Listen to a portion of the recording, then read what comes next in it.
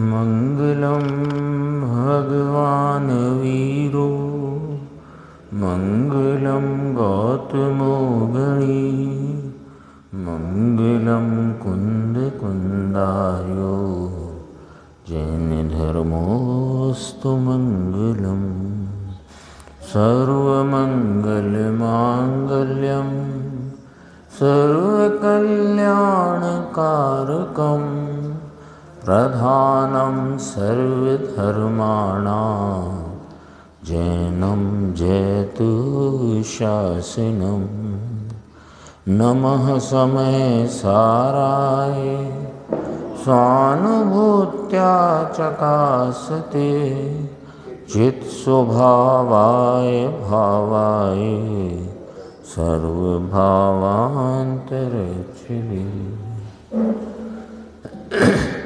क्रमबद्ध पर्याय नाम का इस विषय के ऊपर गुरुदेव श्री के जो विशेष प्रवचनों का संकलन है,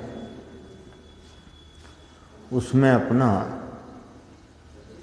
किताब नहीं है इसकी, हाँ, ये 308 से 311 गाथा, इसके 1944 का प्रवचन जो आत्मधर्म में प्रकाशित हुआ, उसके आधार से चर्चा चलती है। यहाँ ले लो आप चेयर पर आगे। थोड़ा ही विषय इसमें अपना बाकी था कल। पेज नंबर 39 की अंतिम दो पंक्ति हैं। उपादान दृष्टि यथार्थ दृष्टि है। प्रत्येक वस्तु स्वतंत्र है, उसमें दूसरा क्या कर सकता है। मिट्टी से घड़ा बनता है तो उसमें क्रम पूर्वक मिट्टी में से पर्याय आती है। क्रम पूर्वक जब घड़े की पर्याय होने का समय आता है, तब कुम्हार के होने पर मिट्टी में से जो क्रमबद्ध पर्याय होती है, वह उसकी मिट्टी के अपने कारण से होती है, कुंभकार के कारण से नहीं। यानी अभी जैसे अपन जीव की परिणमन की क्रमबद्धता की चर्चा देख रहे थे, उसके मंद पुरुषार्थ तीव्र पुरुषार्थ की, वह चैतन्य का स्वाधीन क्रम से होता हुआ परिणमन है। इसी प्रकार अजीव के संबंध में चर्चा ली थी, ऊपर आ गई थी। दूध में क्रमशः खटास आने का अवसर था। अपन दही जमाते ना, तो दूध में वो कुछ नरेठी या दही जो भी डाला है, तो उससे खट्टा नहीं हुआ है।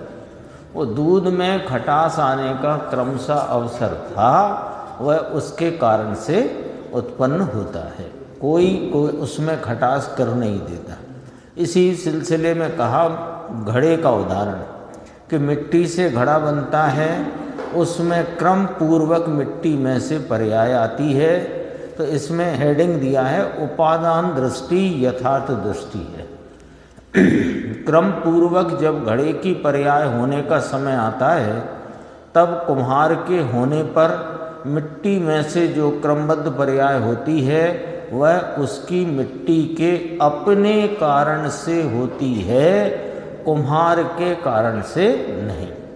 तो प्रश्न किया, कोई कहता है कि यदि कुम्हार उपस्थित ना हो तो, प्रश्न ये प्रश्न अपने भी विचार में आ जाता है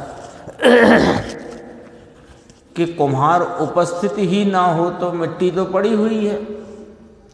तो कहते हैं घड़ा ना बनना हो और मिट्टी का पिंड ही रहना हो तो वह भी क्रमबद्ध है।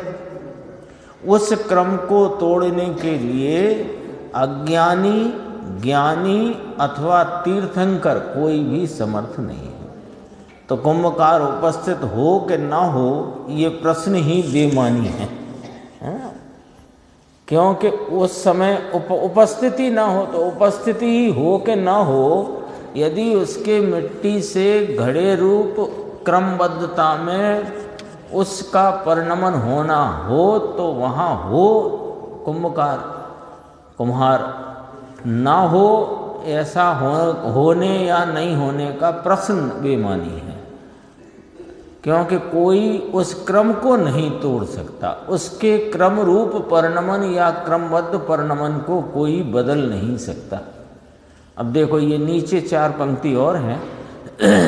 जब कोई आकस्मिक दुर्घटना होती है तब लोग ये विचार करते हैं कि ये घटना कैसे हो गई, किंतु सच बात तो ये है कुछ भी आकस्मिक तो होता ही नहीं है। हाँ, कुछ भी नहीं होता जगत में, चेतन में, अचेतन में, किसी में कोई परिणमन आकस्मिक नहीं है। ये तो अपन लौकिक दृष्टि से, अपनी विकल्प रूप वृत्ति से, अपनी कल्पनाओं के आधार से मानते हुए वह घटना अपने को इष्ट ना हो और हो जाए तो अरे आकस्मिक कैसे हो गई। आकस्मिक कुछ नहीं होता है। दूध उबालते हैं तो उफन कर बाहर गिरना हो तो आकस्मिक नहीं गिरता। रोटी जलना हो आकस्मिक नहीं जलती। किसी की मृत्यु होना है तो आकस्मिक नहीं होती। किसी का एक्सीडेंट हुआ आकस्मिक नहीं होता। क्यों? क्योंकि जड़ की और चेतन की समस्त पर्यायें क्रमबद्ध रीति से अपने अपने समय में उस रूप से होती है। वह अपनी क्रमबद्ध अवस्था के नियमानुसार ही होता है।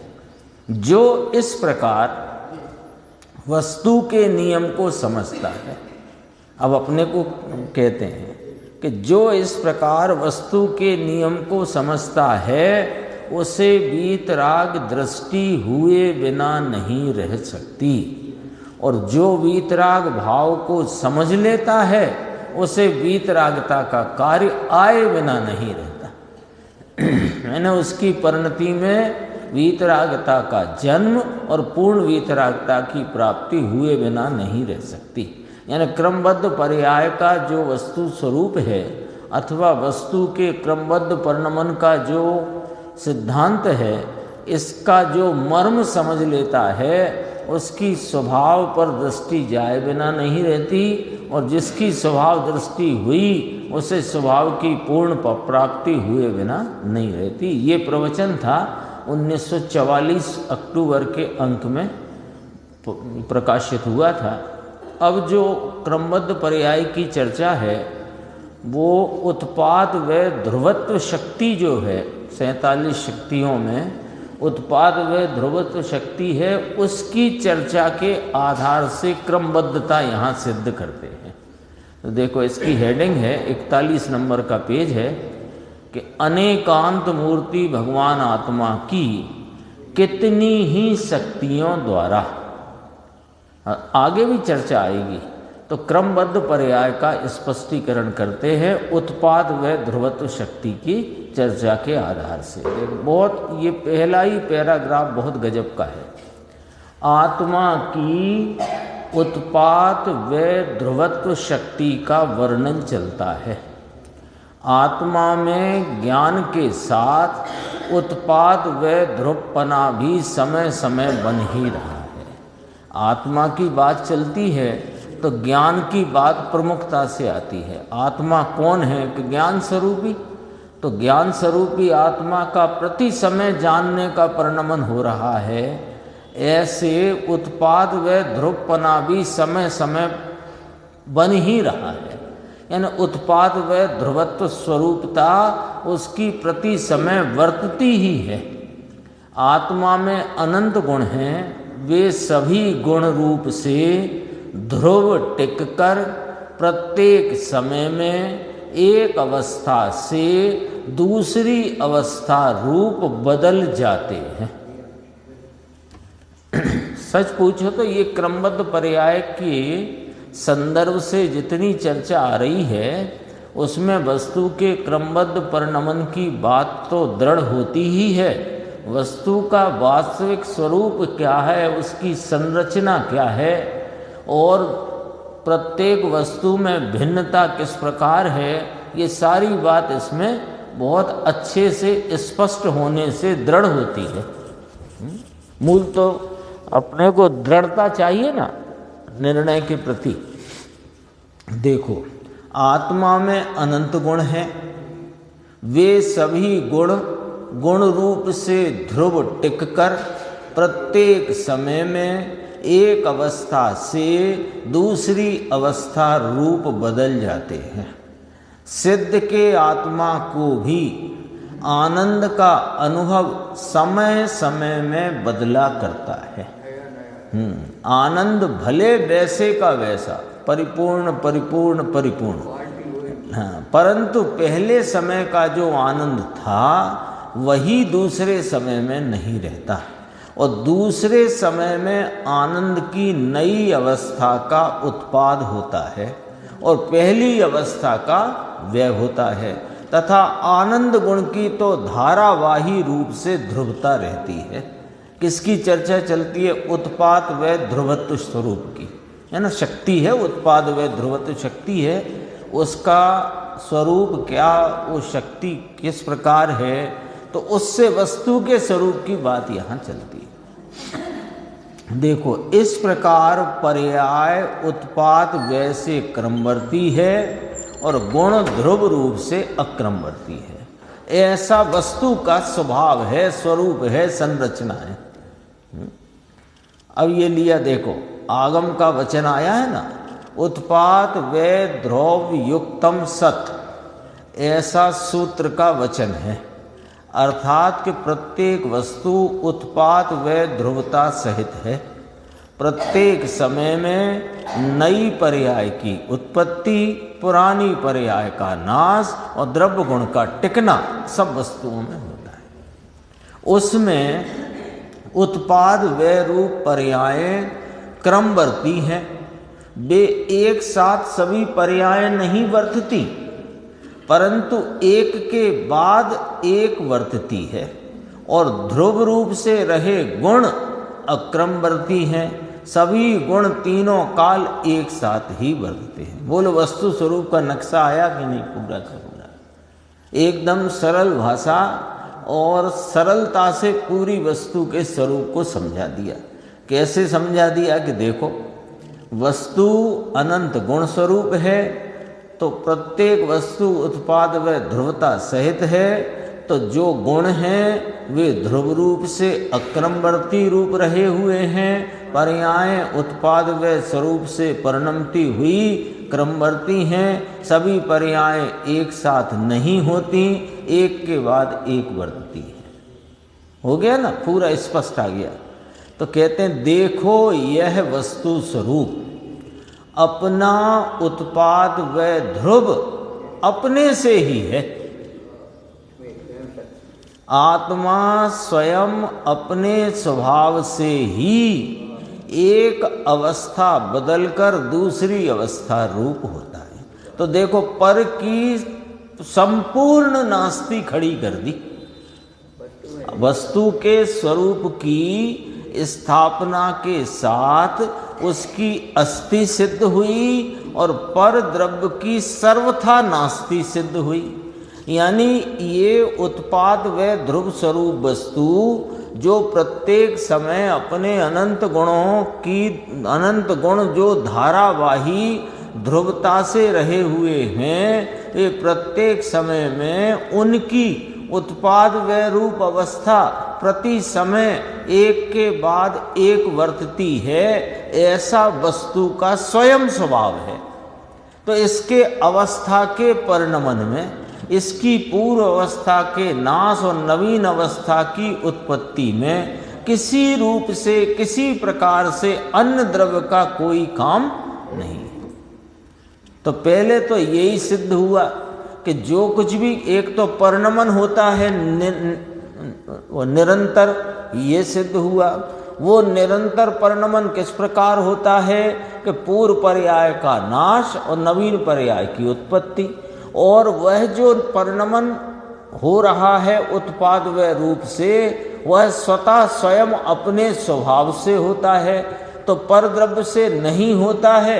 ये बात स्पष्ट हो गई। अपने को तो वहां पहुंचना है ना क्रमबद्ध पर्याय पे, तो पहले पर्याय क्या, तो कि पर्याय वस्तु का स्वयं स्वभाव है। कैसा कि उत्पाद व रूप, उत्पाद व रूप स्वभाव है, अर्थात पर्याय पूर्व की विनष्ट होती है, नवीन पर्याय उत्पन्न होती है, ये वस्तु का स्वयं स्वभाव है। मूल बात इस पर है ना।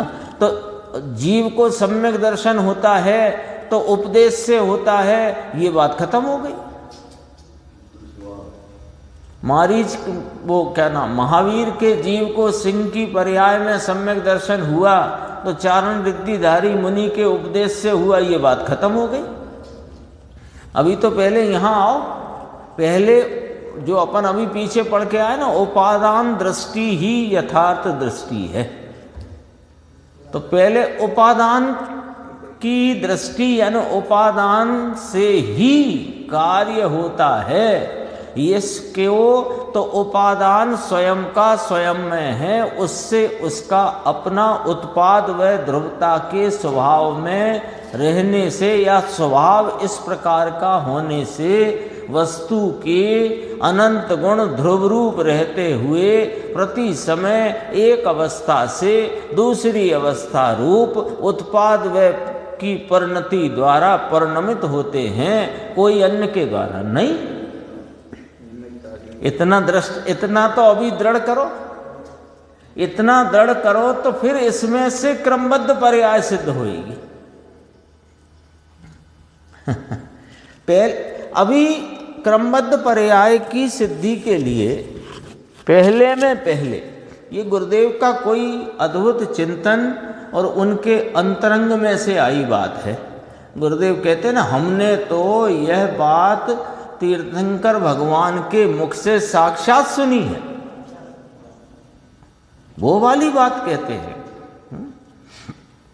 क्या है कि जब तक किसी भी रूप में वस्तु के स्वयं के, ये जो प्रकरण लिया ना उत्पाद व ध्रुवत्व शक्ति, तो उत्पाद व ध्रुवता से वस्तु के स्वभाव की जब अपन अपने ज्ञान में स्थापना करेंगे तो अन्न सबकी नास्ति सिद्ध होगी। तो अन्न की नास्ति निमित्त की नास्ति जब सिद्ध होगी तो परिणमन अपना अपने में अपने से होता है। तो अपने से वह किस प्रकार होता है, क्योंकि अभी अपने को लगता है कि ऐसा निमित्त मिला तो ऐसा हुआ और वैसा निमित्त मिला तो वैसा हुआ। अग्नि का निमित्त मिला तो पानी गर्म हुआ, छाछ का निमित्त मिला तो दूध दही बन गया, ऐसा लगता है ना। तो अभी पहले ये वाली बात पर देखो, ये सारे जिनागम में जितनी चर्चा आई उस सब का उद्देश्य अथवा कि उसका मूल बिंदु इस शुद्धात्म स्वभाव की दृष्टि कराने का है, पर्यायों को दिखाने का नहीं है। पर्यायों को तो ये अनादि से देखता हुआ आया और पर्याय में देखता हुआ पर्याय में पर्यायों को देखता है और उसी में अपना स्वरूप मानता है। तो पूरे जिनागम का जो उद्देश्य है वो इस शुद्ध स्वभाव की दृष्टि कराने का है। अब ये शुद्ध स्वभाव की दृष्टि के लिए पहला काम, कि शुद्ध स्वभाव की दृष्टि के लिए पहला काम तो यह करना कि जितना भी जो कुछ परिणमन है वह मेरा मेरे में अपने उत्पाद व ध्रुवत्व स्वभाव के कारण स्वतः स्वयं से स्वयं में होता है। तो इतनी बात का निर्णय करने से निमित्ताधीनता छूटती है, और निमित्ताधीनता छूटती है तो फिर ये परिणमन किस प्रकार होता है कि क्रमबद्ध होता है। अभी अपने को उस क्रमबद्धता पर प्रश्न चिन्ह क्यों खड़ा होता है? किसी वस्तु के क्रमवर्ती होते क्रमबद्ध परिणमन पर प्रश्न चिन्ह क्यों खड़ा होता है? यों हुआ तो यों हुआ, ये निमित्त मिला तो ये हुआ, ये निमित्त नहीं मिला तो ये नहीं हुआ। कुम्हार नहीं था तो घड़ा नहीं बना, उसमें दूध में रात को खट्टा नहीं डाला था तो दही नहीं बना, पानी अग्नि पे नहीं रखा था तो गर्म नहीं हुआ। ये हमारा जो इस प्रकार से देखना है, ये इसमें अन्य के सापेक्ष कार्य को देखने की आदत है। तो कहते उपादान दृष्टि यथा दृष्टि है। तो अभी तक होते हुए कार्य को अन्य सापेक्ष वह नहीं है, प्रत्येक कार्य अन्य निरपेक्ष उत्पन्न होता है। तो अन्य निरपेक्ष कैसे उत्पन्न होता है कि अपने उत्पाद व ध्रुवत्व के कारण, और अपने उत्पाद व ध्रुवत्व से ही जब होता है तो ऐसा ही क्यों होता है कि वह उसके क्रमबद्ध परिणमन के कारण। ये सिद्धांत को इस प्रकार घटित किया। देखो गजब की बात है। ये बात समझे तो मेरी अवस्था दूसरा कोई पलटा देगा। ये ऐसी पराश्रय बुद्धि छूट जाए और अपने में ध्रुव स्वभाव सन्मुख झुकाव हो जाए। क्यों कि जब अपना द्रव्य उसके आश्रय से रहे अपने अनंत गुण स्वभाव और उन गुण का प्रति समय होता हुआ परिणमन कार्य अवस्था दशा हालत, वह सब मेरी मुझ में मुझसे होती है, तो पराश्रयपना चला गया ना, छूट गया पराश्रयपना। पराश्रयपना कैसे छूट गया? आप जा रहे हो यहाँ से, मान लीजिए बीना जा रहे हो, आपके हाथ में 2 बैग हैं, तो आपको पता है कि ये इतनी भीड़ है, इनमें से एक भी मेरे बैग को उठाने वाला नहीं है। तो फिर वहाँ आपको उनके प्रति पराश्रय भाव आता ही नहीं है कि ये भैया मेरा बैग उठा के ट्रेन में रख दे, ये भैया रख दे, वो भैया रख दे, ये बालक रख दे। कभी ऐसा आता है विचार? क्यों नहीं आता? क्योंकि हमें मालूम है कि हमारे बैग हमें ही उठाना है। तो फिर वहाँ पराश्रयपना नहीं है ना। ऐसे जब यह बात का दृढ़ निश्चय हो कि मेरे प्रत्येक परिणाम का परिणमन मेरा मुझ में मुझसे होता है, क्योंकि मैं उत्पाद व ध्रुवत्व स्वरूप हूँ, तो मेरे अनंत गुण ध्रुव रहते हुए प्रत्येक समय स्वतः स्वयं में स्वयं से परिणमित होते हैं। तो पराश्रयपना रह गया क्या? अब जब पराश्रयपना नहीं रहा, जैसे स्टेशन पर अपने को कोई प्रकार का पराश्रयपना नहीं है, तो ट्रेन की जैसे ही आगमन होता है तो अपने हाथ में बैग अपने आप क्यों उठा लेते हो? क्योंकि पराश्रयपना नहीं है। तो जब सारा परिणमन स्वयाश्रित नाम पराश्रय से नहीं होता है, ये दृढ़ निश्चय हो जाए, तो फिर दृष्टि कहाँ जाएगी? स्वभाव पर ही आएगी। ये इसकी तरकीब है। पर्यायों की क्रमबद्धता, जैसे 308 से 311 गाथा, उसकी उत्थानिका में 1000 वर्ष पहले टीकाकार उस सूत्र की व्याख्या करने के पहले उत्थानिका में कहते हैं कि अब आत्मा का अकर्तापना बताते हैं। ये भी अकर्तापना खड़ा हुआ कि नहीं? तो वहाँ अकर्तापने में क्रमबद्ध पर्याय बताई, यहाँ भी अकर्तापने में क्रमबद्ध पर्याय सिद्ध होती है। देखो यह बात समझे तो मेरी अवस्था दूसरा कोई पलटा देगा। ऐसी पराश्रय बुद्धि छूट जाए और अपने में ध्रुव स्वभाव सन्मुख झुकाव हो जाए, तो ध्रुव के साथ पर्याय की एकता होने से, वर्तमान उपयोग की ध्रुव स्वभाव के साथ एकता होने से निर्मल पर्याय रूप मोक्ष मार्ग प्रकट होता है। उपयोग मुख्यता से कहा, वैसे तो सभी पर्याय स्वरूप से एकत्व करती प्रकट होती हैं। इस विषय का भी एक प्रवचन इसमें मिलेगा। बहुत अच्छा संकलन है ये। देखो आगे चलते हैं अपन 42 पेज पे। देखो आत्मा के उत्पाद वे स्वयं से ही हैं, इसलिए विकार भी स्वयं से ही होता है। ये तो सही बात है, परंतु अपनी पर्याय में जिसे अकेले विकार की ही उत्पत्ति भाषित होती है, उसने आत्मा के स्वभाव को वास्तव में जाना ही नहीं है। विकार कोई अन्य कराता है ये नहीं कहना है, लेकिन विकार होता तो स्वयं से ही है। लेकिन विकार तो स्वयं से ही होता है। अब जो होना है राग द्वेष मलिन परिणाम, वो तो अपने क्रमबद्धता से स्वयं में स्वयं से ही होता है। ये जो तुम्हें सिर्फ विकार की ही उत्पत्ति उत्पाद व्यय में दिखाई देती है, तो तुमने आत्मा के स्वभाव को वास्तव में जाना ही नहीं। क्यों? क्योंकि आत्मा का स्वभाव विकार उत्पन्न करने का है नहीं। तो आप ही कह रहे हो कि आत्मा के स्वभाव से ही उत्पन्न होता है, कि आत्मा में उत्पाद व ध्रुवत्व स्वरूपता है, उससे उत्पन्न होता विकार स्वयं में स्वयं से होता है, लेकिन वो आत्मा का मूल स्वभाव नहीं है। ये कहां से ले आए? ये सिद्धों ने कह दिया। कैसे? कि अपनी प्रकट पर्याय से। सिद्ध तो बोलते नहीं ना, सिद्ध बोलते नहीं, फिर भी बोल दिया कि हाँ बोल दिया। कैसे? कि अपनी प्रकट पर्याय से। क्या कह दिया? कि मैं तो उत्पाद व ध्रुवत्व स्वरूप आत्मा हूं, लेकिन विकार मेरी परिणति में नहीं, यानी कि विकार आत्मा का मूल स्वभाव नहीं।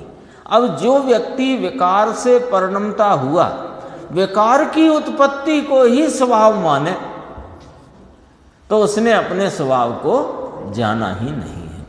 मेरे उत्पाद व ध्रुव मुझसे ही हैं, ऐसा जिसने निर्णय किया। अब गुरुदेव का लॉजिक आया। मेरे उत्पाद व ध्रुव मुझसे ही हैं, ऐसा जिसने निर्णय किया, उसने किसके सामने देखकर ये निर्णय किया? बोलो साहब। किसके सामने देखकर? पर्याय को देखकर कि स्वभाव को देखकर? मेरे स्वभाव से ही मेरे उत्पाद व ध्रुव हैं, ऐसा निर्णय करने वाले की दृष्टि तो अपने स्वभाव के ऊपर आई, इसलिए अकेले विकार की उत्पत्ति उसको रहती ही नहीं।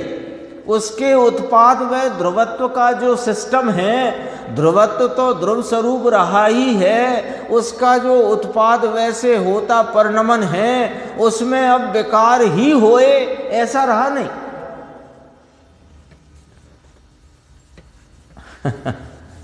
साधक दशा उत्पन्न हो गई ना, तो अब विकार ही अकेला उत्पन्न हो ये बात ही ना रही।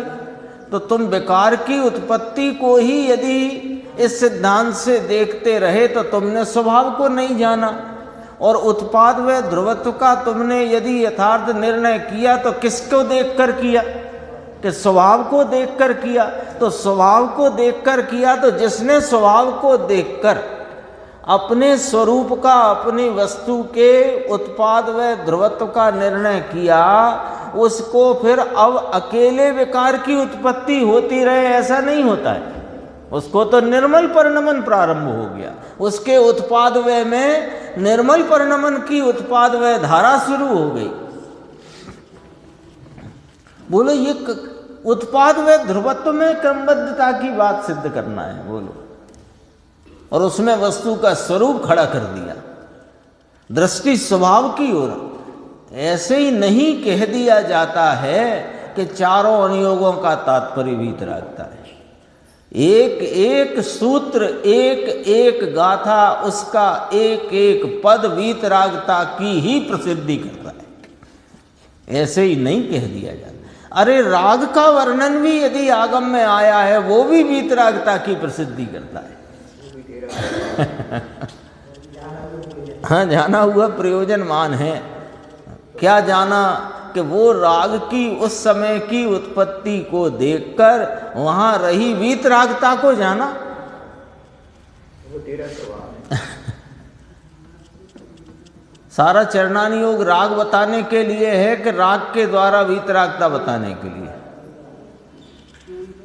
किस भूमिका में क्या राग होता है, इसके द्वारा वह वीतरागता की भूमिका बताई है भाई साहब, राग की भूमिका नहीं दिखाई है। गजब बातें हैं। बस क्या है कि चश्मा अपना, हाँ हाँ, ये कल भी बात कही थी, रोज कहेंगे। आगम शैली से अध्यात्म नहीं आएगा समझ में, आगम पूर्वक अध्यात्म शैली से अध्यात्म समझ में आता है। और अध्यात्म शैली किसे कहते हैं कि जो स्वभाव की ओर और स्वाधीनता की ओर जाती है, उस दृष्टि का नाम अध्यात्म दृष्टि है, उसका नाम अध्यात्म शैली है। जो स्वाधीनता से दूर करे वो शैली अध्यात्म की नहीं है।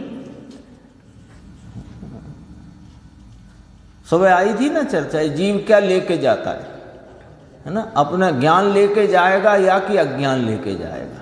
कर्म भी नहीं ले जाता ना ये तो, शुभ अशुभ भाव ले जा नहीं सकता, क्योंकि वे तो एक समयवर्ती हैं, अपने जन्म क्षण में उत्पन्न हुए, अगले समय नाश को प्राप्त हुए, तो वे तो साथ जाने वाले हैं ही नहीं। तो फिर क्या ले जाता है? तो कहीं वो साथ में शुभ अशुभ भाव होते तो हैं, वे तो होते हैं, लेके थोड़ी गया है।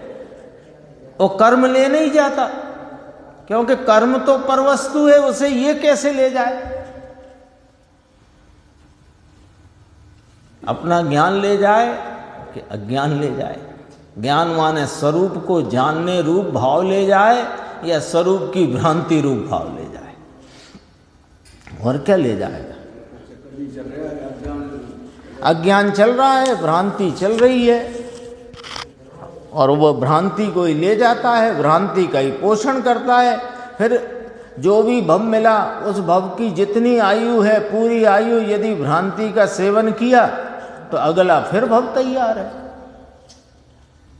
और भ्रांति मिट गई तो भव का अंत आ गया। देखो, जिसे ऐसी साधक दशा होती है, उसे ही पर्याय के विकार का यथार्थ ज्ञान होता है। अन्यथा तो वो विकार को ही अपना स्वरूप मानता है, तो विकार को भी नहीं जानता और स्वरूप को भी नहीं जानता। यानी जो व्यक्ति दूसरे की अटैची को अपनी अटैची मानता है, तो ना वो दूसरे की जानता ना अपनी जानता, क्योंकि दूसरे की वह दूसरे की है, ऐसा तब जाने कि उसे अपनी ना जाने। तो जब दूसरे की अटैची अपनी मान रहा है, तो ना अपनी जान रहा है ना दूसरे की जान रहा है। अपना जैसे सही ज्ञान है, अपने कारण से क्रमबद्ध विकार होता है। लो, विकार की बात आ गई। अपने कारण से क्रमबद्ध विकार होता है। अब ऐसे अकेले विकार पर दृष्टि वाले को वास्तव में क्रमबद्ध पर्याय की या के उत्पाद व ध्रुवत्व शक्ति की प्रतीति नहीं है, क्योंकि यदि शक्ति की प्रतीति होए तो शक्तिवान के अवलंबन से निर्मल परिणमन शुरू हुए बिना नहीं रहेगा, नहीं रहता, ऐसा कहना है। त्रिकाली गुणी के साथ अभेद होकर पर्याय का परिणमन होए, उसका नाम धर्म है। क्या गजब की बात है। तो विकार भी क्रमबद्ध होता है कि हाँ, विकार क्रमबद्ध होता है, किंतु तेरी अकेली विकार पर ही दृष्टि है। हाँ, अब जो होना है वो होता है, जो केवल ज्ञानी ने देखा है वो होता है, तो जो परिणाम आकुलता का है वो होना है वही होता है। ऐसा देख देख करके वर्तमान आकुलता को कम करने की चेष्टा करता है, न इसे क्रमबद्ध पर्याय की प्रतीति है और न उत्पाद व ध्रुवत्व स्वरूप की प्रतीति। अरे एक भी शक्ति की, वस्तु के एक भी स्वरूप की, वस्तु के संरचना के स्वरूप की प्रतीति वस्तु के आलम्बन के बिना हो सकती नहीं। देखो आगे कहते हैं, ये सब बात इसमें बहुत गंभीरता से गुरुदेव ने उठाई और अपने को समझाया है कि सर्वज्ञ भगवान ने क्रमबद्ध पर्याय में देखा है, इसलिए मुझ में मिथ्यात्वादी विकार होता है। ऐसे अकेले विकार के क्रम को ही देखने वाले की दृष्टि बहुत विपरीत है। अभी तो बहुत इसमें बात कठिन कठिन कहने वाले हैं। पहले दो पंक्ति को दोबारा पढ़ते हैं, जिससे किसको ये उलायना है वो समझना। सर्वज्ञ भगवान ने, अपन कहते हैं सर्वज्ञ भगवान ने क्रमबद्ध पर्याय में देखा है, जब संकेत होना होगा तब होगा। इसका मतलब क्या? इसको भाषा बदल के बोलो जरा। जब सर्वज्ञ भगवान ने अपनी क्रमबद्ध पर्याय में, मतलब सब जगत की होती क्रमबद्ध पर्याय में, उनके ज्ञान में यह देखा है, मुझे जब सम्यक्त होना होगा तब होगा, इसको पलट दो। यानी सर्वज्ञ हम ये कह रहे हैं कि सर्वज्ञ भगवान ने जगत के वस्तुओं के क्रमबद्ध पर्याय परिणमन को अपने ज्ञान में देखा है, इसलिए मुझ में मिथ्यात्वादी विकार हो रहा है। यही तो, ये ऐसे बोलो कि ऐसे बोलो, एक ही बात निकली कि नहीं निकली?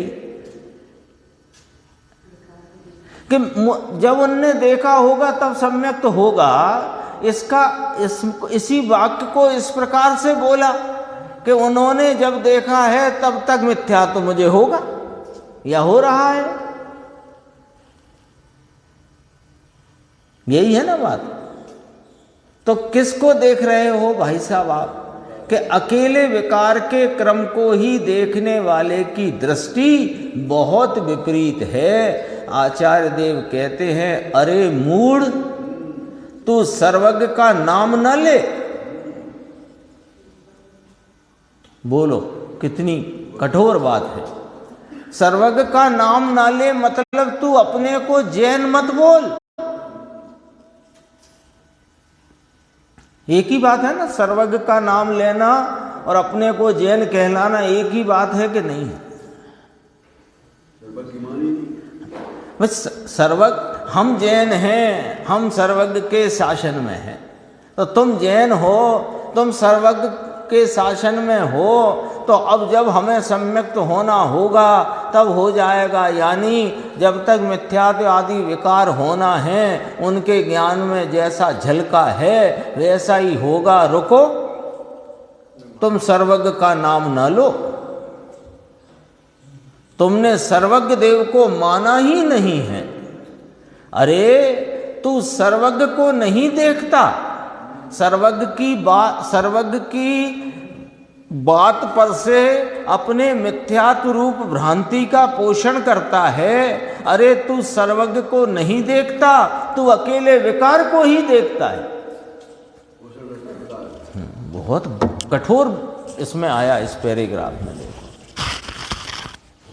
क्रमबद्ध पर्याय की भी तुझे खबर नहीं है। हाँ, नाम लेना सीख गया है, न सर्वज्ञ का स्वरूप जानते हो, न पर्यायों की क्रमबद्धता को मानते हो, न अपने सर्वज्ञ स्वभाव को जानते हो। एक साथ तीनों की प्रतीति है। ये बात आ चुकी है कार्तिकेय अनप्रेक्षा वाले पहले प्रवचन में। देखो, क्रमबद्ध पर्याय की भी तुझे खबर नहीं। अरे सर्वज्ञ देव को जो प्रतीति में ले, उसे तो अपने में साधक दशा का क्रम शुरू हो जाता है।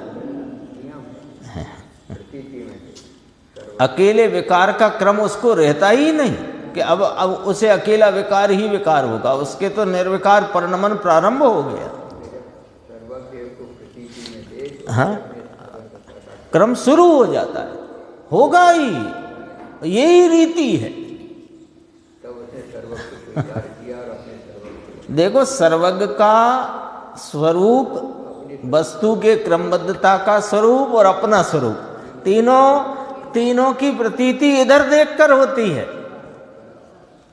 स्वरूप को देखकर होती है, अपने रूप को, अपने शुद्धात्म स्वरूप को देखकर होती है। देखो, अकेले विकार का क्रम उसके रहता ही नहीं, जिसे स्वभाव के आश्रय से अमुक निर्मल परिणमन हुआ है। अमुक माने भी आंशिक हुआ है, तो थोड़ा हुआ है। अमुक निर्मल परिणमन हुआ है और बाकी अल्प विकार अभी रह गया है। ऐसे साधक जीव की ये बात है। वो उत्पात व ध्रुवत्व की भी प्रतीति वाला है, वह सर्वज्ञ की प्रतीति वाला है, वो वस्तु स्वरूप के परिणमन स्वभाव की प्रतीति वाला है, वो अपने शुद्ध स्वभाव की प्रतीति वाला है। उसे ही लगा ना, उसे ही अपने क्रम अक्रम स्वभाव की, क्रम अक्रम कहो कि उत्पाद व ध्रुवत्व कहो, आ गया इसमें ब्रैकेट में देखो, क्रम अक्रम स्वभाव की यानी उत्पाद व ध्रुव रूप स्वभाव की तथा सर्वज्ञ देव की वास्तविक प्रतीति उसे ही हुई है। ही लगाता ना, उसे ही हुई है अकेले। अब देखो, अपने को सावधान करने के लिए गुरुदेव श्री करुणा से कितनी बात यहां फरमाते हैं।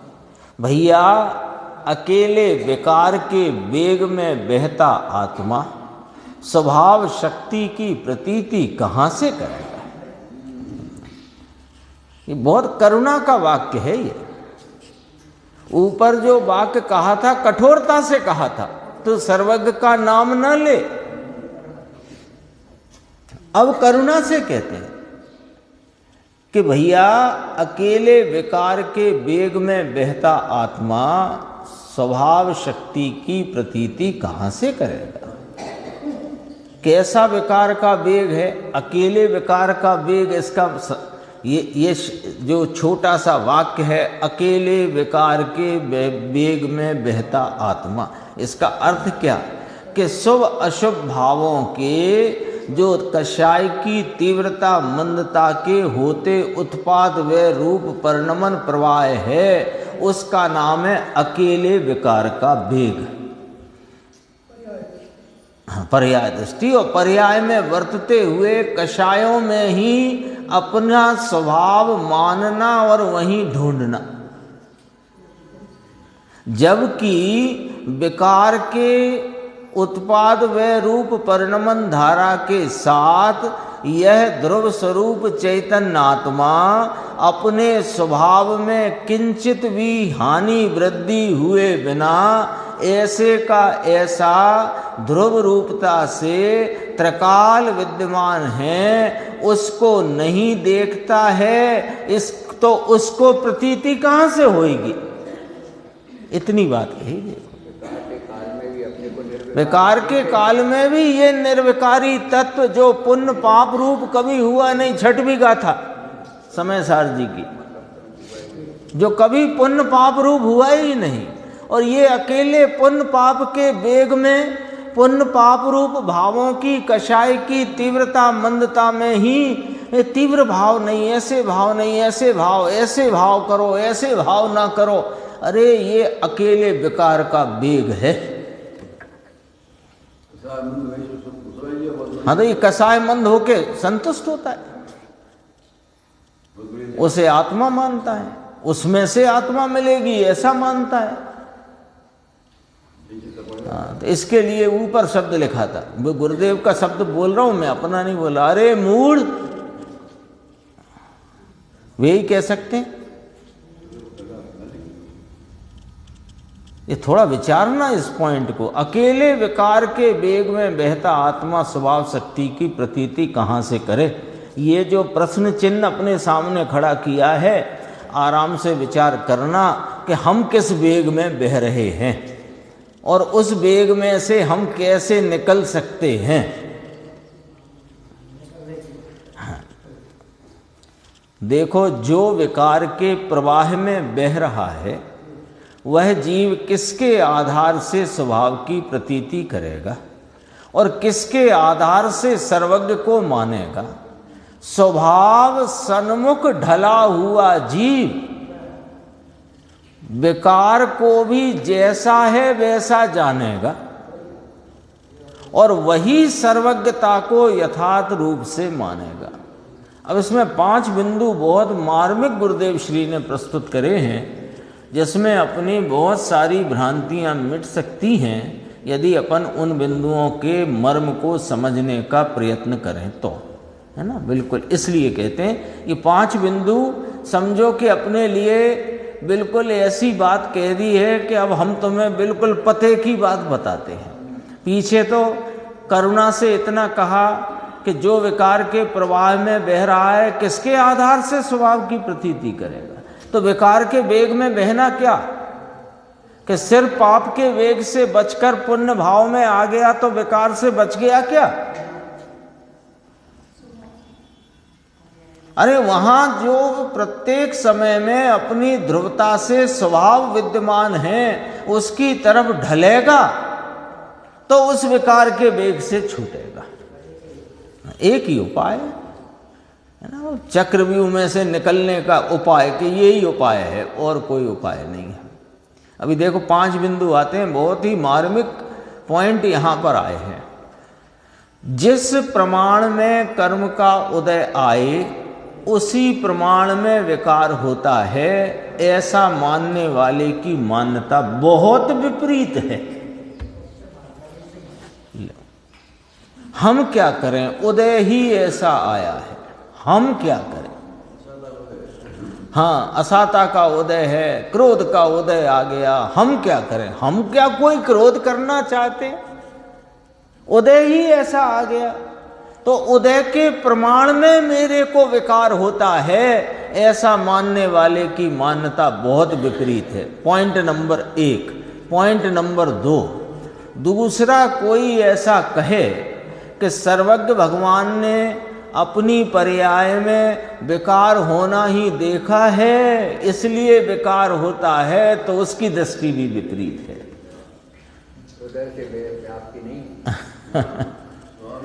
एक पहले पॉइंट में अब कर्म की तरफ इसने अपनी अपनी गेंद कर्म के पाले में डाल करके कह रहा था कि हम तो मेहनत हैं, हम क्या करें, जैसा कर्म का उदय आया वैसा विकार करना पड़ा हमको। तो क्या बहुत विपरीत है तुम्हारी मान्यता। फिर दूसरी बार इसने कहा कि सर्वज्ञ ने देखा ही है भैया हमारे विकार होना।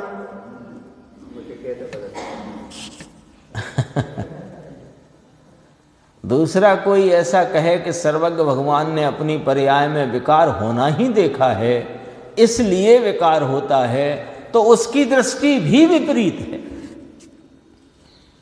समझो, रिपोर्ट आई है, रिपोर्ट आती है जैसे डॉक्टर की, तो फिर वो कितने ध्यान से खुद भी पढ़े, भले समझ में नहीं आती हो, फिर डॉक्टर साहब को दिखाए कि बताओ तो सही चक्कर क्या है। तो यहाँ तो सब साफ साफ बता रहे हैं कि तेरा 4 गति 84 में परिभ्रमण का चक्कर यहाँ है, सुन ले। 30 कर्म से विकार मानता है। फिर एक और आ गया कि सर्वज्ञ ने देखा ही है हमारी पर्याय में विकार होना, तो हम क्या करें? तो तुम तो उसी के लिए कहा था तू सर्वज्ञ का नाम ना ले। तीसरा पॉइंट, तीसरा कोई ऐसा कहे कि पर्यायों का तो क्रमबद्ध होने का स्वभाव है इसलिए विकार होता है, तो उसकी दृष्टि भी विपरीत है। लियो साहब, हम तो क्रमबद्ध को मानने वाले हैं ना। वास्तव में उसने क्रम स्वभाव को जाना ही नहीं है। अकेले विकार का ही क्रम जैसे वर्तता है, उसे वास्तव में क्रमबद्ध पर्याय की श्रद्धा हुई ही नहीं है। क्योंकि क्रमबद्ध पर्याय की श्रद्धा जिसे हुई उसे नियम से विकार से रहित निर्मल परिणाम का क्रम शुरू हो जाता है। गुरुदेव का आता ना वो प्रसंग चूंकि अभी अपना विषय वो चलता है तो वो प्रसंग बार बार याद आता है। उनसे उनके गुरु भाइयों ने कहा कि सर्वज्ञ ने जैसा देखा है वैसा होगा, हम क्या करें? मतलब हम धर्म की या केवल ज्ञान की प्राप्ति के लिए, धर्म में तो वे अपने को मानते ही हैं कि धर्म तो हम कर ही रहे हैं, केवल ज्ञान की प्राप्ति, मोक्ष की प्राप्ति जब सर्वज्ञ ने देखी होगी तब होगी। तो गुरुदेव ने उनसे कहा कि सर्वज्ञ को मानते हो तो जो सर्वज्ञ को मानता है उसका भव भ्रमण वो भगवान ने देखा ही नहीं। यही बात यहाँ कही, जिसने क्रम स्वभाव को जान लिया है उसके विकार का ही क्रम होता रहे ऐसा होता ही नहीं, उसके नियम से निर्मल परिणमन की धारा शुरू हो जाती है। चौथा, कोई ऐसा कहे कि विकार होता है उतना ही आत्मा है अथवा शुभराग वह धर्म का कारण है, तो उसकी मान्यता भी विपरीत ही है। लो 4 पॉइंट तो आ गए। 4 पॉइंट में क्या बता दिया कि जो इस प्रकार माने कि जैसा कर्म का उदय आए वैसा विकार होता है, करना पड़ता है। सर्वज्ञ ने अकेला हमारी पर्याय में जब विकार होना ही देखा है तो विकार हो रहा है। कोई कहता है कि वो पर्याय चूंकि क्रमबद्ध उत्पन्न होती हैं तो विकार भी क्रमबद्धता से हो रहा है, तो तुमने अभी क्रमबद्धता को जाना ही नहीं, ये वाली बात कही। क्योंकि क्रमबद्धता को वह जानता है जिसने स्वभाव को देखा है। स्वभाव की दृष्टि किए बिना वो क्रमबद्ध पर्यायों की क्रमबद्धता को जानता नहीं, अरे मानता नहीं। और जिसने स्वभाव को देखा उसको अकेला विकार होता रहे ऐसा होता नहीं। चौथा कहे कि शुभ राग से धर्म होता है अथवा जो विकार है इतना ही आत्मा है, यानी कषाय की मंदता में अपने को धर्मात्मा मानना। जरा पॉइंट पकड़ना। अब कषाय की मंदता के भाव में अपने को धर्मात्मा मानना विकार जितना ही आत्मा मानना है कि नहीं? पॉइंट पकड़ में आया कि नहीं? हम कब कहते हैं कि हम विकार जितने आत्मा हैं? हम तो यूँ कहते हैं हम तो शुद्ध आत्मा हैं, विकार हम नहीं हैं। अच्छा, फिर कषाय की मंदता का भाव हुआ, भगवान की भक्ति का जो भाव है उस मंदता में अपने को धर्मात्मा मानते हो, तो फिर तुमने विकार जितना ही आत्मा माना कि नहीं माना? और शुभ राग को धर्म का कारण मानते हो, तो कहते हैं उसकी मान्यता भी विपरीत है। अब वो जो मेडिकल रिपोर्ट आती है ना, उस रिपोर्ट में आपकी जो आई हो वैल्यू वो लिखते हैं और जो होनी चाहिए वो लिखते हैं। अब 5वें पॉइंट में होना क्या चाहिए वो वाली बात आई है। देखो, उत्पात व ध्रुवत्व शक्ति इत्यादि अनंत शक्तियों का पिंड मेरा आत्मा है। ऐसे अनंत गुण के पिंड रूप ज्ञान स्वभाव की दृष्टि करने से गुणों में अक्रमपना और पर्याय में निर्मल क्रम, विकार विकार विकार विकार विकार विकार लगा हुआ है। मिथ्या क्रमबद्ध है, विकार क्रमबद्ध है, तो तेरे तो अभी क्रमबद्ध भी नहीं जानता, सर्वज्ञ को नहीं जानता, स्वभाव को नहीं जानता। तब कहा था तू सर्वज्ञ का नाम न ले। सच में वो एक गाली समान शब्द है वो। हाँ, जैन होना क्या, जैन है ही नहीं। जैन तो उसे कहें जो सर्वज्ञ की प्रतीतिवंत है। देखो, अपने स्वभाव को देखे वही सर्वज्ञ की प्रतीति करता है। देखो कितना 3 पंक्ति में कितनी बात करी। उत्पाद व ध्रुवत्व शक्ति में क्रमबद्धता की व्याख्या और उसमें स्वरूप के प्राप्ति की बात कहना ये कोई अद्भुत बात है। देखो, उत्पाद इसलिए कहते हैं ना आगम पूर्वक अध्यात्म शैली। ये आगम का वाक्य है कि नहीं? उत्पाद व ध्रुव युक्तम सत। उस आगम में से अध्यात्म निकालना चाहिए और अध्यात्म का सेवन करना चाहिए, तब इस आत्मा की प्राप्ति होती है। आगम में से आगम निकालने से नहीं होती है। बार बार क्यों ये बात कहने में आती है? क्योंकि ऐसा आजकल चल रहा है, इसलिए कहते हैं। देखो, हाँ, पढ़ाई, बस पढ़ाई से कुछ नहीं होने वाला। उस पढ़ाई में से ये अध्यात्म निकल कर आना चाहिए। अध्यात्म क्या निकलता है कि स्वाधीनता और स्वरूप की मुख्यता, वो जब तक नहीं तो अध्यात्म नहीं। देखो, कहते हैं अनंत गुण के पिंड रूप ज्ञान स्वभाव की दृष्टि करने से गुणों में अक्रमपना और पर्याय में निर्मल क्रम, ऐसे आत्मा का अनुभव हुआ। उत्पाद व ध्रुव खड़े हो गए, निर्मल क्रम उत्पाद व रूप और अनंत गुणों का ध्रुवत्व, वो अक्रम रूपता, वो उत्पाद व ध्रुव, ऐसे आत्मा का अनुभव हुआ। उसे ही शक्तियों का वास्तविक परिणमन हुआ। उसने ही वास्तव में सर्वज्ञ देव को जाना, उसे ही क्रमबद्ध पर्याय का भान हुआ। वह कर्म से विकार होना नहीं मानता और विकार से लाभ नहीं मानता। यह गजब की बात है। कर्म से विकार होता नहीं और विकार से लाभ होता नहीं। दृष्टि में ज्ञानानंद स्वभाव की मुख्यता रखकर अस्थिरता का जो अल्प विकार है, अभी साधक दशा है, विकार है, अल्प है, उसे ज्ञेय रूप से जैसा है वैसे वह ज्ञाता जानता है। वो ज्ञाता हो गया है, वो अकर्ता हो गया है, कर्तापने की भ्रांति का मिथ्यात्व उसको टल गया है, ज्ञाता हो गया है। दोपहर सुबह आ गई थी बात, 11वीं 12वीं गाथा की चर्चा आई थी ना।